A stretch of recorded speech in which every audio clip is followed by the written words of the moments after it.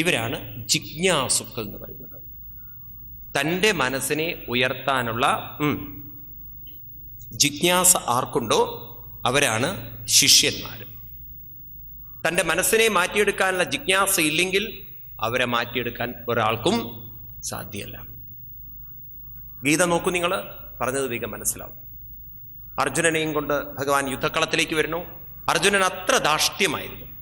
യുദ്ധക്കളത്തിലേക്ക് വരുമ്പോൾ അർജുനന് നല്ല ബോധ്യമുണ്ട്, കൃഷ്ണനാകുന്ന ഉള്ളത് കൊണ്ടാണ് ഈ യുദ്ധത്തിൽ എനിക്ക് വല്ല വിജയം ഉണ്ടാവുക എന്ന്. അതുകൊണ്ടാണല്ലോ കൃഷ്ണനെ ഓപ്റ്റ് ചെയ്തത്. കഥകൾ, മഹാഭാരത കഥകൾ അറിയാലോ. ദുര്യോധനും അർജുനനും ചെല്ലുന്ന സമയത്ത് അർജുനന് കൃഷ്ണന്റെ സൈന്യത്തെ അല്ല ആവശ്യം, അർജുനന് ആവശ്യം കൃഷ്ണനെ തന്നെയാണ്. അപ്പൊ അങ്ങനെ ഓപ്റ്റ് ചെയ്തിട്ടും അർജുനന്റെ ഭാവവും മട്ടൊക്കെ മാറി യുദ്ധക്കളത്തിലേക്ക് വരുമ്പം ഒന്നാമത്തെ ദിവസം തന്നെ പറയുന്നത്, കൃഷ്ണനോട് പറയുന്നത്, സേനയോർഭയോർ മധ്യേ രഥം സ്ഥാപയമേത്യുത യാവതേതന്നിരീക്ഷേഹം യോതുകാമാനവസ്ഥിതൻ കൈർമയാ സഹയോധവ്യം അസ്മിൻ രണസമുദ്യമേ. കൃഷ്ണ, സേനയോർഭയോർ മധ്യേ രഥം സ്ഥാപയ, ഒരു കമാൻഡാണ്, ഒരു ഡ്രൈവർക്ക് കൊടുക്കുന്ന ഒരു നിർദ്ദേശം പോലെയാണ്. കൊണ്ടുപോയി നിർത്തൂ, സൈന്യങ്ങളുടെ നടുവിൽ കൊണ്ടുപോയി. യാവതേതൻ നിരീക്ഷേഹം, ഞാനൊന്ന് നോക്കട്ടെ.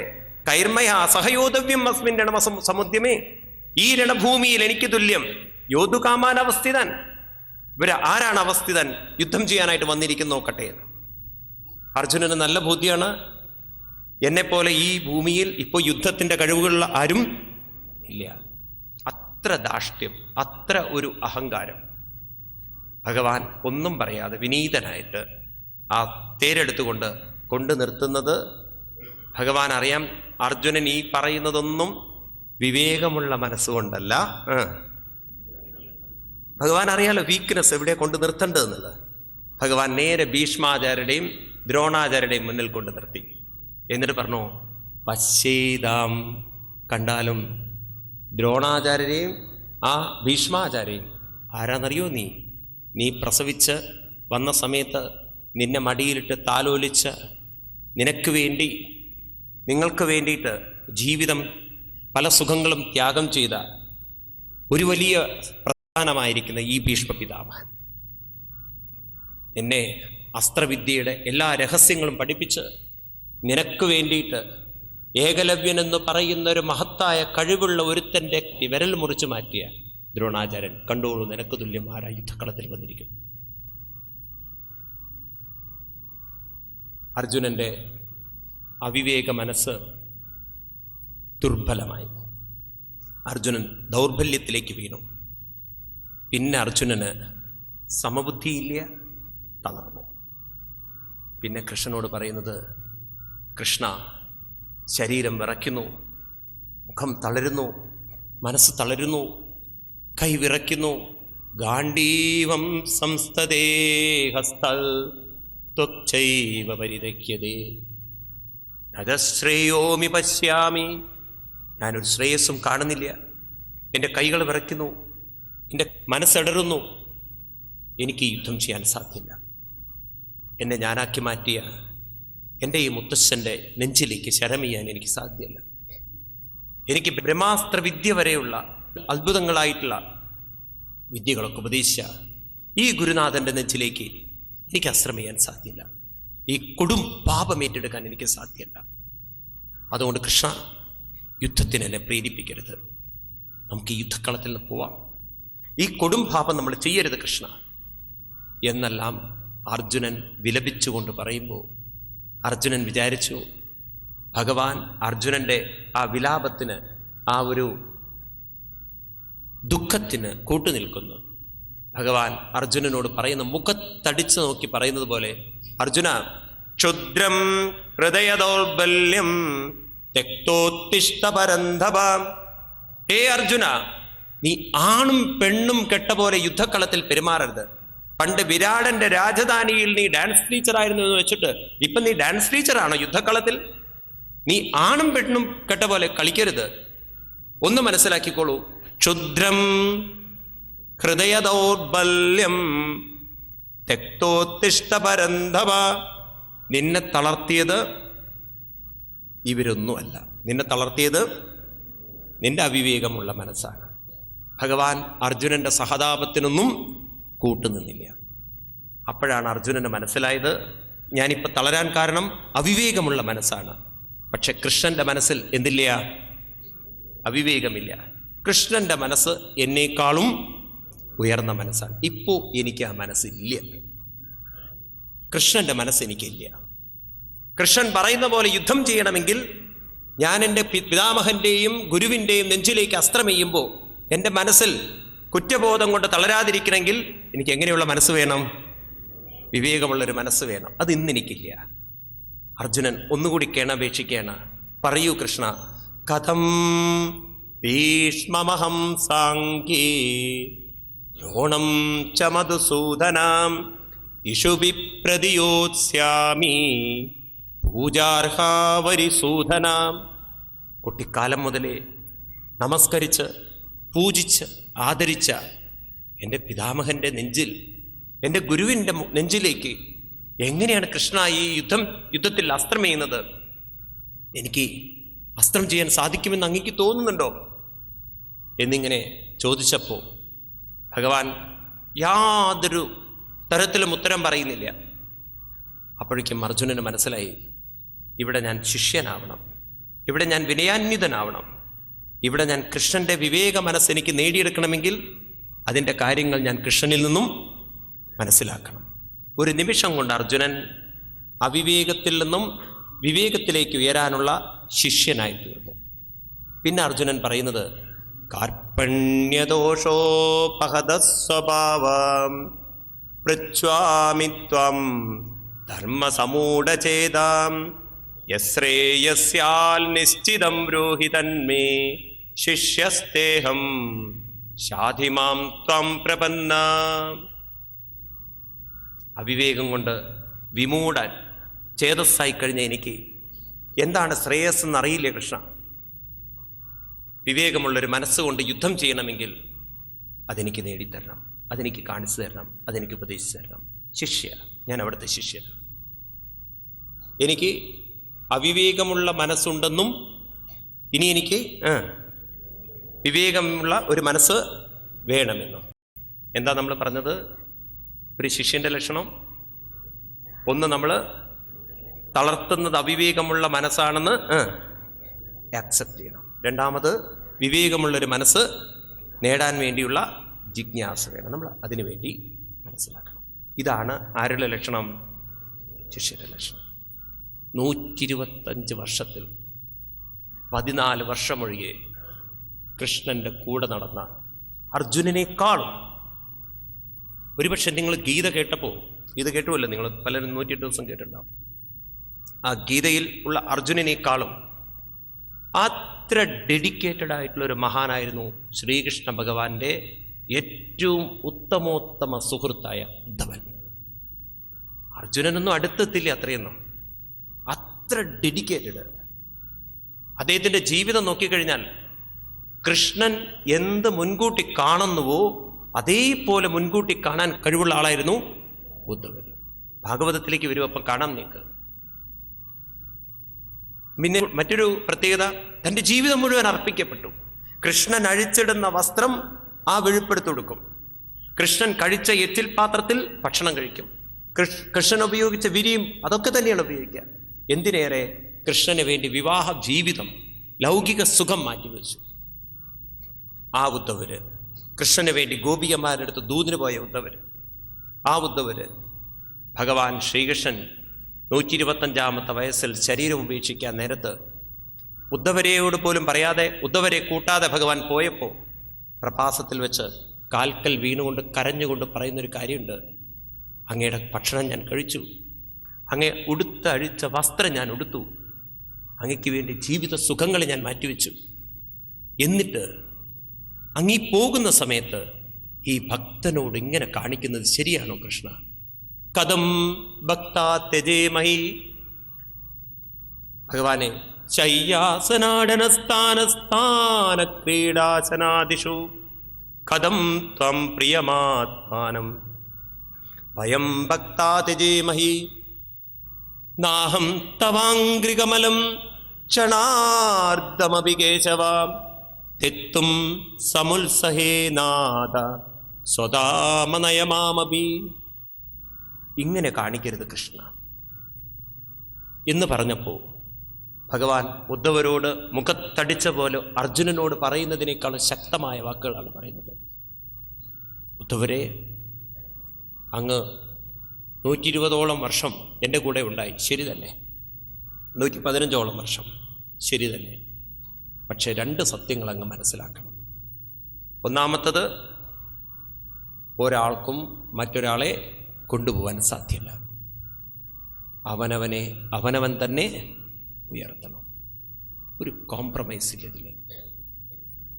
ഇത് കേട്ടതും ആ ഉദ്ധവര് അർജുനനെ പോലെ തന്നെ മനസ്സിലായി, തന്നെ തളർത്തുന്നത് കൃഷ്ണന്റെ വിയോഗമല്ല, തന്നെ തളർത്തുന്നത് എൻ്റെ അവിവേകമുള്ള മനസ്സാണ്. ഇത്രയും കാലം ഞാൻ കൃഷ്ണന്റെ കൂടെ ജീവിച്ചിട്ടും എന്ത് നേടിയെടുക്കാൻ പറ്റിയിട്ടില്ല? വിവേകമുള്ളൊരു മനസ്സ് നേടിയെടുക്കാൻ പറ്റിയിട്ടില്ല.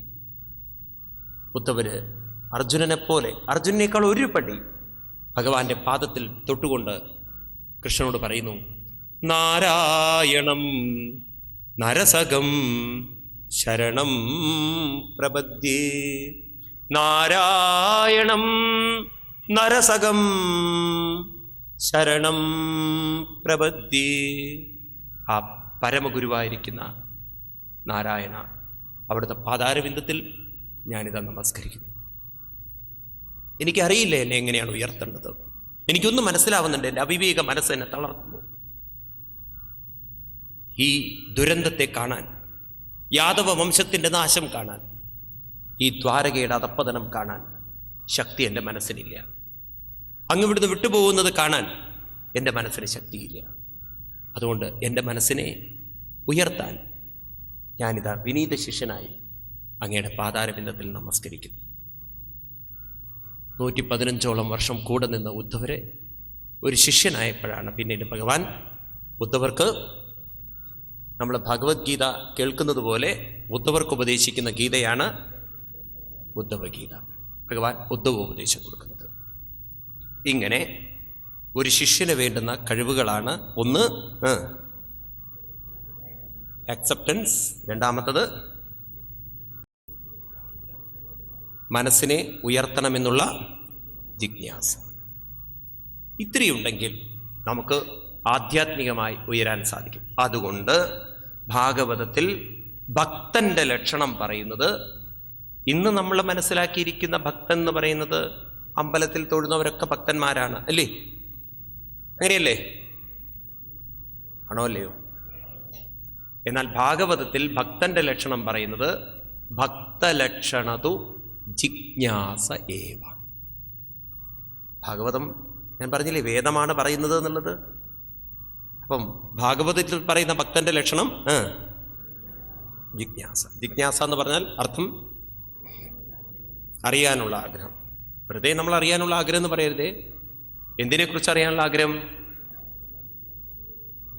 അയ്യോ, ഭഗവാനൊന്നും നമ്മൾ പറഞ്ഞിട്ടില്ല, ഒന്നും പറഞ്ഞിട്ടില്ല. നിങ്ങൾ വേണ്ടാത്ത, ഞാൻ പറഞ്ഞില്ലേ, കേട്ടതൊക്കെ മാറ്റി വയ്ക്കണം എന്ന്. അതൊക്കെ നിങ്ങൾ ആ ഉപ്പ് കയറ്റി വെച്ചു. അപ്പോഴേക്കും ഞാൻ ആ ഉറുമ്പിൻ്റെ കഥ അതിനാണ് ആദ്യം പറഞ്ഞത്. ഉപ്പ് മാറ്റി വയ്ക്കണം, ഉപ്പ് മാറ്റി വയ്ക്കണം എന്ന്. ഭഗവാനെ കുറിച്ച് പറഞ്ഞിട്ടില്ല, ഒന്നും പറഞ്ഞിട്ടില്ല. പറഞ്ഞിരിക്കുന്നത് തൻ്റെ അവിവേകമുള്ള മനസ്സിനെ നിന്നും വിവേകത്തിലേക്ക് ഉയർത്താനുള്ള, അതിനെക്കുറിച്ച് അറിയാനുള്ള, എങ്ങനെയൊക്കെ ഞാൻ ജീവിച്ചാലാണ് എൻ്റെ മനസ്സ് വിവേകത്തിലേക്ക് എത്തുക. അപ്പൊ എന്താ, ഭഗവാനെ കുറിച്ചൊന്നും അറിയേണ്ട സ്വാമി? അറിയാം, ആയിട്ടില്ല, ആദ്യം ഉറപ്പിക്കും. ഉദ്ധവര് എന്നെ ഭഗവാനിലേക്ക് എത്തിക്കൂ എന്നല്ല പറയുന്നത്. അർജുനനതാണോ പറഞ്ഞത്? അല്ല. ഭഗവാൻ അർജുനനോട് പറയുന്നത് എല്ലാം ഭഗവാൻ നോക്കുന്നാണോ പറഞ്ഞിരിക്കുന്നത്? നീ യുദ്ധം ചെയ്തോളൂ, everything I will take care എന്നാണോ പറഞ്ഞത്? അല്ല. അർജുന, നിന്റെ മനസ്സിനെ തളർത്തുന്നത് ദുര്യോധനനും ഈ ഭീഷ്മ പിതാമഹനും നിന്റെ ഗുരു ദ്രോണാചാര്യനൊന്നല്ല. നിന്റെ മനസ്സിനെ തളർത്തുന്നത് അവിടുത്തെ അവിവേകമുള്ള മനസ്സാണ്. ഉദ്ധവരോടും പറയുന്നത്, എനിക്ക് അങ്ങയെ കൊണ്ടുപോകാൻ സാധ്യമല്ല, അങ്ങയെ തളർത്തുന്നത് അവിവേകമുള്ള മനസ്സാണ്. അപ്പോ ജിജ്ഞാസ എന്തിനെ കുറിച്ചാണ് വേണ്ടത്? ദൈവത്തിനെ കുറിച്ച് അറിയാൻ വേണോ അതോ അതെന്താ സ്വാമി, നമുക്ക് നേരെ ദൈവത്തിലേക്ക് പോയിക്കൂടെ? എന്തിനാ നിങ്ങൾ ഈ ഇടയ്ക്ക് വിവേകം എന്നൊക്കെ പറഞ്ഞ് ബുദ്ധിമുട്ടുണ്ടാക്കണോ? ദൈവത്തിലേക്ക് എത്തണമെങ്കിൽ ആരുടെ മനസ്സിനെ ദൈവത്തിലേക്ക് എത്താൻ പറ്റുള്ളൂ? വിവേകം എന്ന് പറഞ്ഞാൽ സമബുദ്ധിയുള്ളവരുടെ. ആ ശ്ലോകം മറക്കരുത്. ഭഗവാൻ ഉറപ്പ് പറയുന്നു, ആർക്കെന്നിലേക്ക് എത്താം? ആരുടെ മനസ്സാണോ സംനിയമേന്ദ്രിയഗ്രാമം സർവത്ര സമബുദ്ധയാ തേ പ്രാപ്നുവന്തി മാം ഏവ. തേ പ്രാപ്നുവന്തി മാം ഏവ. മനസ്സിലാവുമല്ലോ? തേ പ്രാപ്നുവന്തി മാം ഏവ. അവരെന്നെ പ്രാപിക്കും. ആര്? സർവത്ര സമബുദ്ധിയ. ഇതേ കാര്യം തന്നെ ഉദ്ധവരോട് പറയും. വിഷയാൻ ധ്യായത ചിത്തം വിഷയേഷു വിഷജ്യതേ മാമനുസ്മരച്ചിത്തം മയ്യേവ പ്രവിലീയതേ. വിഷയാൻ ധ്യായത ചിത്തം. വിഷയാൻ ധ്യായത ചിത്തം, വിഷയത്തെക്കുറിച്ച് ചിന്തിക്കുന്ന ചിത്തം. ഭഗവാൻ പറയുന്നു, വിഷയാൻ ധ്യായത ചിത്തം വിഷയേഷു. വിഷയത്തെക്കുറിച്ച് ചിന്തിക്കുന്ന മനസ്സ് മാം അനുസ്മര ചിത്തം മയ്യേവ പ്രവിലീയതേ. എന്നെ അനുസ്മരിക്കുന്ന ചിത്തം, നിരന്തരം സ്മരിക്കുന്ന ചിത്തം എന്നിലേക്ക് ലയിക്കുന്നു. അപ്പോൾ ക്രമേണ ക്രമേണ മനസ്സ് ആരിലേക്ക് ലയിക്കണം? ഭഗവാനിലേക്ക്. എന്നാൽ നമ്മുടെ യാത്ര പൂർത്തിയായി. ഇനി ഒന്ന് മുഴുവൻ പറഞ്ഞ് ഞാൻ ഉറപ്പിക്കാം. നാളെ മുതൽ നമുക്ക് ഇതിൻ്റെ ബേസിലാണ് പറയാനുള്ളതൊക്കെ. ഇതാണ് വേദസാരം. ഒന്നാമത്തത് വേദസാരം എന്ന് പറഞ്ഞാൽ നമ്മുടെ പൂർവികന്മാരുടെ ഉള്ളിലുണ്ടായിരുന്ന ജിജ്ഞാസ. എന്തായിരുന്നു ചോദ്യം? ശരീരത്തെക്കുറിച്ചായിരുന്നില്ല അവരുടെ ചിന്തകൾ, മനസ്സിനെക്കുറിച്ചായിരുന്നു. മനസ്സിനെക്കുറിച്ചുള്ള ചോദ്യം എന്തായിരുന്നു? മനസ്സ് എവിടെ നിന്ന് വന്നു? അപ്പോൾ അവർക്കതിൻ്റെ യുക്തി കണ്ടെത്തി, ശരീരത്തെ എന്താണോ നിലനിർത്തുന്നത് അത് തന്നെയായിരിക്കണം മനസ്സിനെ ശരീരത്തെ നിലനിർത്തുന്നത് പ്രകൃതിയാണ്, പഞ്ചമഹാഭൂതങ്ങളാണ്. അതുകൊണ്ട് അത് തിരിച്ചു പോവേണ്ടതും പഞ്ചഭൂതം. മനസ്സിനെ നിലനിർത്തുന്നത് ഉള്ളിൽ നിറഞ്ഞിരിക്കുന്ന ഒരു ചൈതന്യമുള്ളത് കൊണ്ടാണെങ്കിൽ അതിന് തിരിച്ചു പോവേണ്ടതും അപ്പൊ അവിടെ പറഞ്ഞു, അങ്ങനെ മനസ്സതിൽ എത്തിച്ചേരുന്നതാണ് മോക്ഷം. ശരീരം പ്രകൃതിയിലേക്ക് ചേരുമ്പോൾ ശരീരത്തിനും മോക്ഷം കിട്ടി. മനസ്സ് അതിൻ്റെ ഉറവിടമായ ചൈതന്യത്തിലേക്ക് ചേരുമ്പം അതിനും പൂർണ്ണം ഇതുമായി, അതും പൂർണ്ണമായി, പൂർണ്ണം അവശേഷിച്ചത്. അപ്പോൾ അവരുടെ ചോദ്യം ഇതായിരുന്നു, അത് പൂർണ്ണമായിട്ടില്ലെങ്കിലോ വീണ്ടും തിരിച്ചു വരേണ്ടത്. എത്ര ജന്മം അതിലേക്ക് എത്തിച്ചേരുന്നത്? അപ്പം അതിലേക്ക് എത്തണമെങ്കിലോ എങ്ങനെയുള്ള മനസ്സിനെ അതിലേക്ക് എത്താൻ പറ്റുള്ളൂ? അപ്പം അവർക്ക് മനസ്സിലായി, വിവേകമുള്ള സമബുദ്ധിയുള്ള മനസ്സിനെ അതിലേക്ക് എത്തിച്ചേരാൻ സാധിക്കുകയില്ല. അതിലേക്ക് എത്തണമെങ്കിൽ എന്ത് വേണം? എങ്ങനെയുള്ള മനസ്സ് വേണം? ആ വിവേകമുള്ള മനസ്സുണ്ടാവണമെങ്കിൽ ഞാൻ ശിഷ്യനാവണം. രണ്ട് കാര്യങ്ങൾ അക്സെപ്റ്റ് ചെയ്യണം. ഒന്ന്, എന്ത് സംഭവിച്ചാലും എന്നെ തളർത്തുന്നത് ചുറ്റുപാടല്ല, എൻ്റെ എങ്ങനെയുള്ള മനസ്സ്? അവിവേകമുള്ള മനസ്സ്. അപ്പോൾ എനിക്ക് എങ്ങനെയുള്ള മനസ്സ് വേണം? വിവേകം. അത് നേടിയെടുക്കാൻ എനിക്ക് ജിജ്ഞാസ വേണം. അതുകൊണ്ട് ഞാൻ ഇതെല്ലാം നല്ലവണ്ണം കേട്ട് ഭാഗവതവും എന്തു പഠിക്കുമ്പോഴും എൻ്റെ അവിവേക മനസ്സിനെ ഞാൻ ക്രമേണ ക്രമേണ മാറ്റി എന്താക്കി കൊണ്ടുവരണം? വിവേകമുള്ള മനസ്സാക്കി കൊണ്ടുവരണം.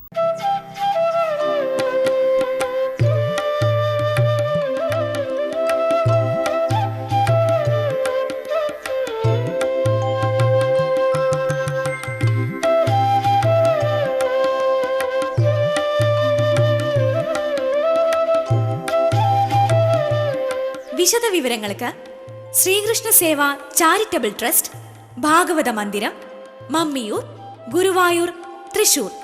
Pincode 680101. Phone 0487255827. Mobile 994728 9446 332384. Email harishriom@gmail.com.